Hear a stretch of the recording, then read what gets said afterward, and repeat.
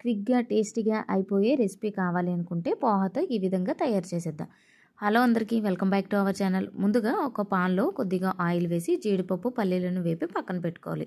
తర్వాత ఇదే పాన్‌లో కొద్దిగా ఆవాలు, కొద్దిగా జీలకర్ర, కొద్దిగా శనగపప్పు వేసి సన్నగా తరిగిన పచ్చిమిర్చి, ఉల్లిపాయలను కూడా వేసుకొని కరివేపాకు వేసి కాసేపు వేయించుకొని చిన్న అల్లం తరుగు, అలాగే ఒక బంగాళాదుంపను ముక్కలుగా చేసుకొని ఇందులో వేసి కాసేపు వేయించుకోవాలి.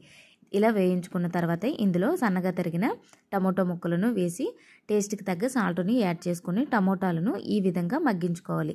టమోటాలు మగ్గిన తర్వాత ఇందులో కొద్దిగా పసుపుని యాడ్ చేసుకొని మొత్తం ఈ విధంగా టాస్ చేసుకొని ముందుగా కడిగి పెట్టుకున్న అటుకులను కూడా ఇందులో వేసి మరోసారి కలుపుకొని కొంచెం వాటర్ వేసి 5 మినిట్స్ పాటు లో ఫ్లేమ్లో మూత పెట్టి ఉడికించుకోవాలి. ఇలా ఉడికిన తర్వాత ఓసారి టాస్ చేసుకొని ఒక నిమ్మ చెక్కను వేసి ముందుగా వేపి పెట్టుకున్న పల్లీలు, జీడిపప్పును కూడా ఇందులో వేసి సర్వ్ చేసుకుంటే సరిపోతుంది. వీడియో నచ్చినట్లయితే లైక్ చేసి సబ్స్క్రైబ్ చేసుకోండి.